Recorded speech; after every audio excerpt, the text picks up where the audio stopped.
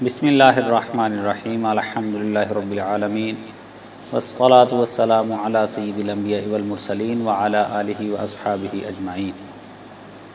आजकल मुआशरे में बहुत सारी अखलाकी बुराइयां हम देखते हैं कि अवामुन नास उनको गुनाह में भी शुमार नहीं करती।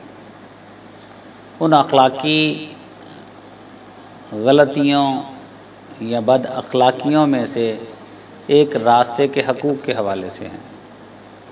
आप गौर कीजिए कि रास्ते के हकूक़ या रास्ते की अहमियत क्या है। ये सहासिता में हदीस पाक मौजूद है कि नबी करीम सल्लल्लाहु अलैहि वसल्लम ने आज से सदियों पहले इरशाद फरमाया, अगर तुम इख्तिलाफ में पड़ जाओ रास्ते के हवाले से तो याद रखो कि रास्ता 7 हाथ है, यानी 10.5 फुट तकरीबन, कि यानी रास्ता कम अज़ कम गली वगैरह जो है वो अवामी गली जो है वो इतनी तो होनी चाहिए कि जहाँ से लोग आसानी से गुज़र सकें।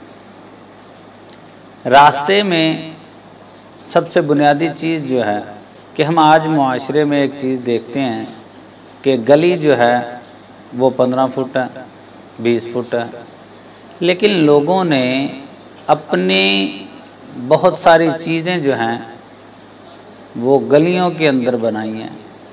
कोई और चीज़ हो ना हो, लोगों ने अक्सर दरवाज़े के बाहर जो है सीढ़ियाँ वगैरह जो होती हैं वो गली में बनाई होती हैं। इसी तरह से शेड वगैरह बढ़ाए होते हैं और बहुत कुछ। तो आज हम इसी हवाले से अहदीस की रोशनी में देखेंगे कि रास्ते की रुकावटें बनाना कैसा है और रास्ते में से रुकावटें हटाना कैसा है। चलिए शुरू करते हैं। नबी करीम सल्लल्लाहु अलैहि वसल्लम ने फरमाया, मुस्लिम शरीफ की हदीस पाक है, अल ईमानु बिदउम व सबऊना औ बिदउम व सित्तून शुअबतन फअफ़्ज़लुहा क़ौलु ला इलाहा इल्लल्लाह व अदनाहा इमाततुल अज़ा अनित तरीक़। इसका मफ़हूम कुछ यूँ है कि आपने फरमाया ईमान के बहुत सारे हिस्से हैं, उनमें से सबसे अफजल शोबा जो है ईमान का वो ला इलाहा इल्लल्लाह है, यानी कलिमा तय्यबा जिसे हम कहते हैं। फरमाया व अदनाहा, और इनमें से सबसे कम दर्जा जो है वो है रास्ते में से रुकावटों को हटाना। रास्ते से रुकावट को हटाना, लोगों के लिए राह को आसान बनाना, इसकी अहमियत का अंदाज़ा इससे कीजिए कि नबी करीम सल्लल्लाहु अलैहि वसल्लम ने फरमाया, क़ाला बैनमा रजुल यमशी बितरीकिन वजदा गुस्न शौकिन अला तरीक़ फ़अख़रहु फ़शकरल्लाहु लहु फ़ग़फ़र लहु। बुखारी शरीफ में और मुस्लिम शरीफ में भी ये हदीस पाक मौजूद है कि नबी करीम सल्लल्लाहु अलैहि वसल्लम ने फरमाया कि एक इंसान जा रहा था, उसने देखा कि रास्ते के अंदर कोई कांटेदार टहनी या झाड़ी है, तो उसने उसको रास्ते से हटाया, तो अल्लाह रब्बुल इज़्ज़त ने इसके बदले उसके गुनाह बख्श दिए, यानी उसके गुनाह माफ़ फरमा दीजिए। अब गौर कीजिए कि अगर एक बंदा रास्ते में से कोई कांटेदार चीज़ रुकावट हटाता है तो अल्लाह रब्बुल इज़्ज़त उससे इतना खुश होता है कि उसके गुनाह माफ़ फरमा देता है। और यहीं तक कि नहीं, अबू दाऊद शरीफ में एक हदीस पाक है, नबी करीम सल्लल्लाहु अलैहि वसल्लम ने फरमाया कि एक आदमी के नामा अमाल में कोई नेकी नहीं थी, उसने एक कांटों भरी शाख जो थी उसको रास्ते से हटाया या दरख्त से हटाया, यानी कोई रास्ते में जो दरख्त था उससे कोई कांटेदार टहनी लटक रही थी तो उसको काट दिया या हटा दिया। तो फरमाया अल्लाह रब्बुल इज़्ज़त उसके अमल से इतना खुश हुआ, फरमाया फ़शकरल्लाहु लहु बिहा फ़अदख़लहुल जन्ना। हालांकि उसके नामा माल में कोई नेकी नहीं थी, लेकिन उसकी ये एक नेकी जो थी अल्लाह को इतनी पसंद आई कि अल्लाह रब्बुल इज़्ज़त ने उसको जन्नत में दाखिल फरमा दिया।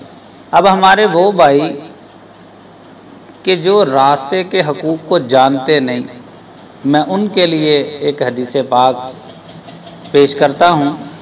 हज़रत अबू सईद खुदरी रज़ी अल्लाह ताला अन्हु से रिवायत है, बुखारी शरीफ में ये हदीस पाक है।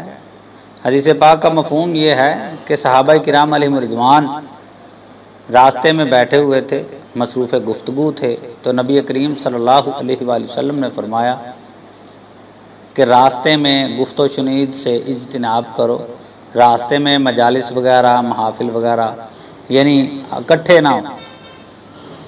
सहाबा ने अर्ज़ की, या रसूलल्लाह सल्लल्लाहु अलैहि वसल्लम, ये तो हमारी मजलिसें हैं, यानी इनके बगैर हमारा गुजारा नहीं, कि हमें ज़रूरतन मिलना पड़ता है, गुफ्तगू करनी पड़ती है। तो नबी करीम सल्लल्लाहु अलैहि वसल्लम ने इरशाद फरमाया कि अगर ऐसा है तो फिर रास्ते के हकूक़ अदा करो। अर्ज़ किया गया, या रसूलल्लाह सल्लल्लाहु अलैहि वसल्लम, रास्ते के हकूक़ क्या हैं? तो नबी करीम सल्लल्लाहु अलैहि वसल्लम ने फरमाया, गद्दुल बसर, यानी निगाहें नीची रखो, वक़फ़ुल अज़ा, और तकलीफ़ दे चीज़ को दूर करो, वरद्दुस सलाम, और सलाम का जवाब दो, व अमरुम बिल मारूफ़ व नह्यु अनिल मुनकर, अमर बिल मारूफ़ यानी अच्छाई का हुक्म दो और बुराई से लोगों को रोको। अब अगर इसमें सबसे पहली जो चीज़ है गद्दुल बसर यानी निगाहें नीची रखना, तो हमें आज के मुआशरे में अगर हम गौर करें तो ये हक़ तकरीबन इल्ला माशाअल्लाह चंद अच्छे लोग हैं कि जो दीन को इतना गहराई में जाके समझते हैं कि वो इस पे अमल करते हैं, वगरना अक्सरियत जो है इससे नाबलदी नज़र आती है। दूसरा फरमा वक़फ़ुल अज़ा, कि रास्ते में से तकलीफ़ दे चीज़ें जो हैं उनको दूर करो। अब अगर गौर किया जाए कि रास्ते में तकलीफ़ दे चीज़ें हैं क्या, तो हमारा घरों के बाहर जो कि जगह हमारी मिल्कियत भी नहीं है, वहाँ पर सीढ़ियाँ बनाना, वहाँ पर दीगर इस तरह के काम करना, चाहे वो नेकी का काम क्यों ना हो, जिस तरह के पानी का कूलर वगैरह लगाना। अगर गौर किया जाए तो बुखारी शरीफ में एक हदीस पाक है कि एक आदमी ने प्यास की शिद्दत की वजह से एक जानवर को हाँफते हुए देखा, तो वो कुएं में उतरा और पानी ला के उसको पिलाया, तो अल्लाह रब्बुल इज़्ज़त ने इसकी वजह से उसकी बख्शिश फरमा दी। तो इमाम बुखारी ने इस हदीस का जो बाब रखा ना, वो रखा कि ऐसी जगह पे कुएं खोदना कि जिससे लोगों के लिए कोई अज़ियत ना हो। तो कहने का मकसद ये है कि अगर रास्ते में रुकावटें चाहे नेकी की नीयत से हों, इसीलिए मजहबी महाफिल मजालिस भी रास्ते में मुनअकिद करने की इजाज़त नहीं है कि अगर आप कोई उधर महफिल कर रहे हैं और उसकी वजह से रास्ता बंद है, मसदूद है, लोगों को परेशानी होगी, कोई मरीज़ हो सकता है या वैसे भी कोई मुसाफिर हो, तो इस्लाम इसकी भी इजाज़त नहीं देता। और अगर आज के मुआशरे के हवाले से तकलीफ़ दे चीज़ों को देखा जाए तो उसमें जिस तरह मैंने अर्ज़ किया, पानी के टैंक वगैरह या कोई दूसरी चीज़, इसी तरह से रास्ते के अंदर टेंट वगैरह लगा देना, या अगर इसको थोड़ा सा और आगे लेके जाएं तो ये भी नज़र आता है कि लोग खड्डे वगैरह खुदवाते हैं। इसी तरह से लोग जब अपना मकान वगैरह तामीर करते हैं तो बिला तरद्दुद रास्ते को इस्तेमाल करते हैं, और उसके बाद जो इजाफी मटीरियल होता है या कचरा होता है उसको उठाना भी गवारा नहीं करते। तो ये सारा कुछ शरई तौर पर नामुनासिब है और गलत है। किस हद तक नामुनासिब है? अबू दाऊद शरीफ की एक हदीस पाक है कि सहाबा किराम अलैहिम रिज़वान नबी करीम सल्लल्लाहु अलैहि वसल्लम के साथ थे। इस्लाम का लश्कर जा रहा है, रास्ते में पड़ाव इख्तियार किया। जब खैमे वगैरह लगाए गए तो खैमे लगाते वक्त रास्ते के ऊपर तवज्जो ना दी गई, जिसकी वजह से रास्ता तंग हो गया। बल्कि अल्फाज जो हदीस पाक हैं उससे ये भी समझ आती है कि रास्ता बंद भी हो गया एक जगह से। तो नबी करीम सल्लल्लाहु अलैहि वसल्लम ने फरमाया कि जिन्होंने रास्ते को तंग किया या बंद किया उनको जिहाद का सवाब भी नहीं मिलेगा। यानी जिहाद इतना अफजल अमल है, तो अगर कोई रास्ता तंग करता है तो फरमाया उसके लिए जिहाद का भी सवाब नहीं है। इससे समझ लीजिए कि रास्तों को बंद करना जो है वो कितना, या उनको तंग करना कितना ख़तरनाक है ईमान के हवाले से। और अगर बात की जाए मुआशरती हवाले से तो एक सादा सी मिसाल है उसकी। अगर आप अखबारात में देखें तो आपको उसमें एक चीज़, मिसाल के तौर पर लाहौर में कुछ अर्सा पहले शालमी मार्केट के अंदर जब आग लगी तो उसके ऊपर काबू पाने के अंदर फायर ब्रिगेड वाले नाकाम क्यों रहे कि वहाँ तक गाड़ी ही नहीं जा सकती थी, कि रास्ते इतने मसदूद कर दिए गए, इतने तंग कर दिए गए कि उन बेचारों के लिए कोई रास्ता ही नहीं था। इसी तरह से आप देखिए कि हम बड़े शौक़ से सरकारी जगह के अंदर ही मुख्तलिफ़ चीज़ें तामीर कर देते हैं, रास्ते को मसदूद कर देते हैं। लेकिन खुदा न खास्ता यूँ समझ लीजिए अगर हमारे ही किसी मोहब्बत वाले को, ताल्लुक़ वाले को कोई तिब्बी इमदाद की ज़रूरत पड़ जाए तो हंगामी हालात में तो वहाँ तक एम्बुलेंस का जाना और उस मरीज़ तक पहुँचना बड़ा मुश्किल हो जाता है। तो लिहाजा खुदारा इन चीज़ों को, शरीयत के असूलों को भी देखिए और मुआशरती लिहाज से भी देखिए कि रास्तों को मसदूद करना। इसी तरह रास्ते के वाले से अगर तकलीफ़ दे की बात की जाए तो इसमें एक चीज़ जो, क्योंकि चंद दिन बाद 14 अगस्त है तो मैं इसलिए इस तरफ तवज्जो दिलाने लगा हूँ कि 14 अगस्त के ऊपर हमारा नौजवान तबका मोटरसाइकिल वगैरह के सलंसर उतारेगा और जश्न आज़ादी मनाएगा। अल्लाह रब्बुल इज़्ज़त के प्यारे महबूब फरमा रहे हैं कि ईमान की निशानियों में से ये है कि रास्ते में कोई तकलीफ़ दे चीज़ हो तो उसको दूर करना। अब सोचने वाली बात ये है कि ये बंदा जो बजाय तकलीफ़ दूर करने के दूसरों के लिए तकलीफ़ का सबब बन रहा है, इसके ऊपर कितना वबाल आएगा।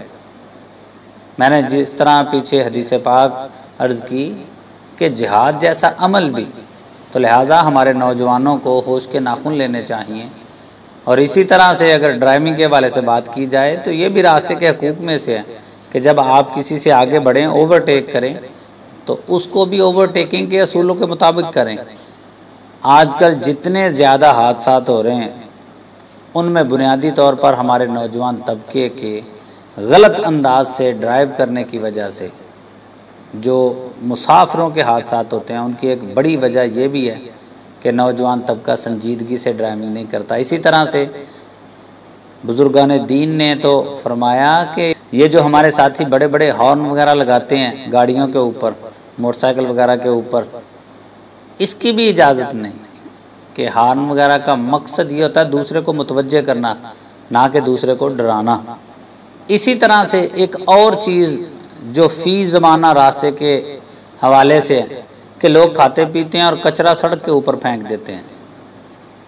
ख़ास तौर पर आप देखिए कि फलों के छिलके हैं या पानी पीने के बाद बोतल वगैरह, और वो भी हमारा अक्लमंद तबका जो है ढक्कन वगैरह बंद करके फेंकता है। अब गौर कीजिए कि अगर एक खाली बोतल के ऊपर से मोटरसाइकिल गुजरी, ढक्कन बंद हो, तो उस बेचारे ड्राइवर का क्या असर होगा। इसी तरह से छिलके के ऊपर से कोई गाड़ी अगर फिसल जाती है तो उस बेचारे का हशर क्या होगा। नबी करीम सल्लल्लाहु अलैहि वसल्लम की एक हदीस पाक है, मुस्लिम शरीफ में है, आपने फरमाया 2 लानत करने वालों से बचो। अर्ज़ की गई या रसूलल्लाह वो कौन से हैं। फरमाया जब कोई बंदा रास्ते में क़ज़ाए हाजत करता है या मुसाफिरों के बैठने वाली जगह में कोई क़ज़ाए हाजत करता है, तो ये दो ऐसी जगह हैं कि जहाँ पर क़ज़ाए हाजत करने वाले पर लानत मलामत की जाती है, यानी उसे बुरा भला कहा जाता है। तो इससे बचो। तो आज से 1400 साल पहले हमारे महबूब सल्लल्लाहु अलैहि वसल्लम ने हमें मुतवज्जे किया कि कोई भी ऐसा अमल जिससे दूसरों को तकलीफ़ हो और वो तुम्हें बुरा भला कहें, उससे तुम खुद इज्तिनाब करो कि तुम किसी के लिए तकलीफ़ का सबब ना बनो। लिहाजा आज की इस गुफ्तगू में जो मैं अर्ज़ करना चाहता हूँ, हासिल कलाम ये है, लुब्बे लुबाब ये है कि कोशिश कीजिए कि अगर रास्ते में कोई तकलीफ़ दे चीज़ हो उसको दूर करें, हम किसी के लिए तकलीफ़ का सबब न बने।